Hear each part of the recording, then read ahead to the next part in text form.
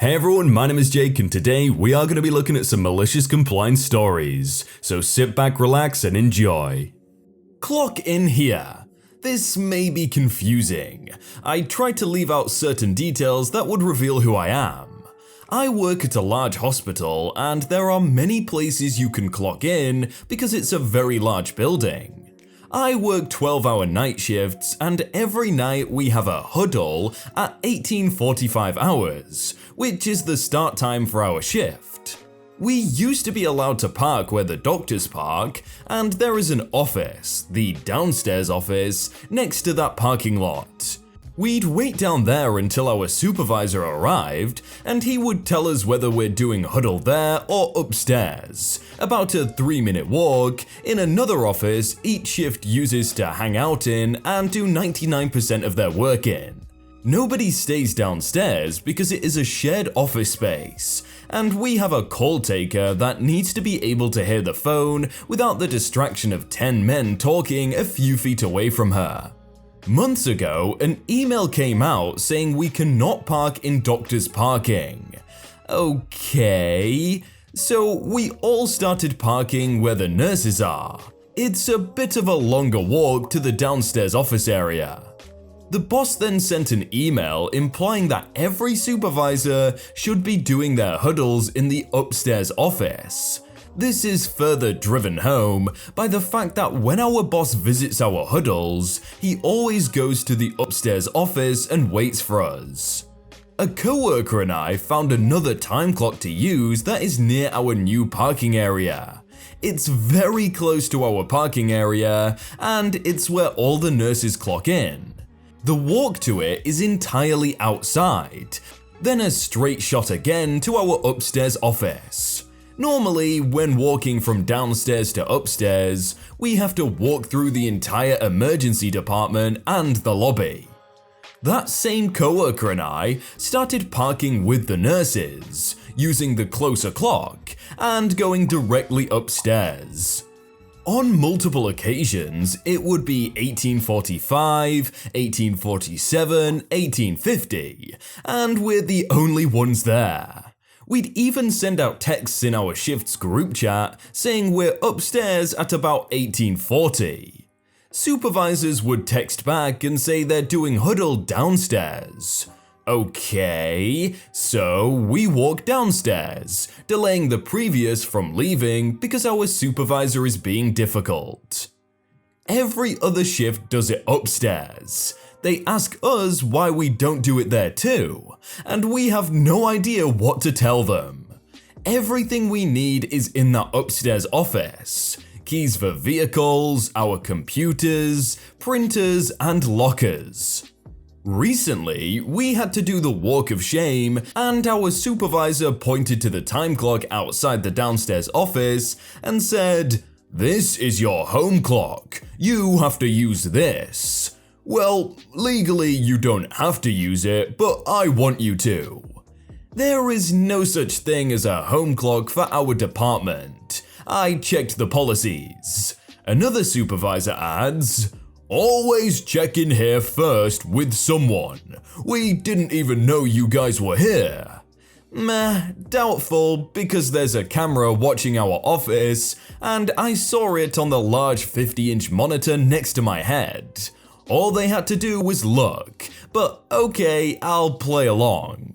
Always go downstairs. Always clock in outside the downstairs office. Always check in there with supervisor. Now I sit in my car, relax, and clock in at exactly 18:45. I walk in the downstairs office to start huddle, but sometimes nobody is there because they've already gone to the upstairs office. Oh well, guess I gotta walk up there. My coworker I mentioned has started doing the same. We cannot be punished because we are clocking in at our home clock on time, trying to check in with the supervisor as instructed, and only being delayed because they decide where to do huddle based on how they feel that day. I don't have hope it'll change. This is the same place that requires us to be on call and ready for a 12-hour shift, but only pays us for 2 hours of on-call pay if we're not called in. That last part sounded really sketchy, like they only pay you for 2 hours. Surely they have to pay you for a bit more than that, I don't know though. 'Tis the season. Once upon a time, I was a newlywed, getting ready for my first Christmas with my in-laws. Now, it's worth noting that these people are Christmas crazy. You know, that one house on the block that's decked out in more bling than a cashed up stripper? That's them. So, as a new bride, I wanted to make a good impression. I should also note that my new husband had a history of taking credit for things he'd played no part in, such as presents or meals or a wedding. In the lead up to Christmas, I had shopped, wrapped, and ribboned as if my life depended on it. Everyone had carefully selected gifts that were wrapped immaculately, with a complimenting ribbon and bow, and handmade tags, not the stickers with to and from. Christmas morning, I was ready. We entered the living room, and after the momentary visual adjustment required for that amount of tinsel in a confined space, everyone sat down around the tree for the gift-giving ceremony. The ceremony was a big part of the day for my in-laws. One person was selected to wear a Santa hat and distribute the gifts one by one. When it was your turn to open a gift, everybody watched you. What I didn't know then is this was a form of analysis, so it could be discussed later. A few gifts are given out, then one of the ones I'd wrapped was handed to my husband. I was terribly excited. It was something he'd wanted for ages. I couldn't wait for him to be thrilled when he opened it. But wait, I did, because he couldn't get the ribbon off. We weren't supposed to talk during the ceremony, so we all sat there quietly while a grown man wrestled with a ribbon. It was a curling ribbon for those in the know, not exactly a Rubik's Cube. After a good 10 minutes of watching him lose his mind, I quietly suggested he pull the bow off so the ribbon would slip off the side. He did so and was mildly enthused at the gift. We moved on to the next person, and after a bit, my husband was handed another gift. My mother-in-law said, "Don't worry, I won't tell you how to open it," with a completely innocent smile on her face. I chose not to say what I was thinking. Shortly after, a gift was handed to me from my parents-in-law, with an insincere apology that it didn't have a bow. At this point, I figured I must have somehow broke ceremony etiquette by using a ribbon. I made a mental note not to repeat my mistake in the future and laughed it off. First Christmas, right? There's bound to be some hiccups. Following the ceremony, it was lunchtime, which went fine. Afterwards, the men retired downstairs while the women cleaned up. This wasn't unusual, as they're a fairly traditional family. Except instead of helping my mother and sister-in-law with the dishes, I was sent to collect the scraps of wrapping paper from earlier and take them out to the rubbish. This was a little unusual, because when I'd been there for meals before, I'd done dishes with them. But again, it's Christmas, and they have their rules. So I collected it all up, and then went back to the kitchen to get another rubbish bag. I was in the hallway, and I overheard their conversation about how utterly terrible I was at domestic things.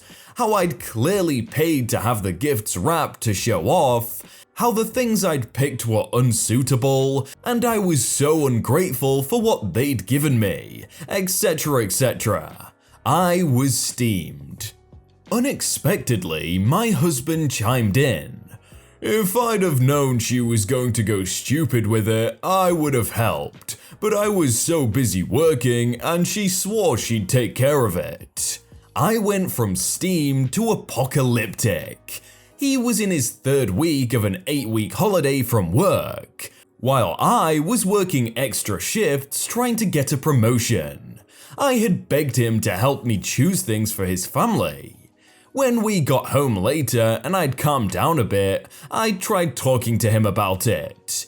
His response was a groveling apology and an explanation that his family were a bit crazy about Christmas, and that I should just leave family gifts to him. So the following Christmas, I bought a gift for each of them. One gift from me only, wrapped with simple paper and minimal tape. Christmas morning comes around, and my husband is given the honor of the Santa hat. Halfway through, he starts looking around the tree frantically, obviously having realized that there was nothing from him under there. Afterwards, he pulls me aside and asks what the heck. I'm sure I looked way more innocent than I felt when I answered, "I left the family gifts to you." I don't have a funny story about the third Christmas because our marriage didn't last that long, but I've just finished wrapping up a pile of gifts for this Christmas, and as I curled the ribbon to make my kids' presents extra fancy, I felt very vindicated to know that tomorrow morning's chaos will have zero sense of ceremony about it. Merry Christmas! Obviously, I don't know what else is going on, but from just that story, I think the divorce was a good call. You want warm food at 2 in the morning? No problem. This isn't me, but my parents. They absolutely love to tell this story. Before I was born, and if I'm correct, while they were still in their dating phase, they lived in Alaska. Both of them worked very hard, and it was a bit of traveling, considering Alaska has certain parts where cities are few and far between. My mother had been sleeping when my father had just gotten home from work, super early in the morning. Both of them were exhausted. My father had been quite hungry since lunch wasn't really as filling as he needed. He's a 6'6", about 330 plus pound man, so it takes a lot. He made the mistake of waking up my mother, who is the queen of malicious compliance, to go make him something to eat. She grumbled but got up, walked to the kitchen, and came back and handed him a bowl of Cheerios. My father can be picky sometimes. He looked at her, looked at the Cheerios, and said, "Well, I was kinda hoping for something warm." My mother, wanting to be so nice for her tired, hard-working boyfriend, just took the bowl and sighed. All she muttered was, "Okay, I'll see what I can do," and went off to the kitchen.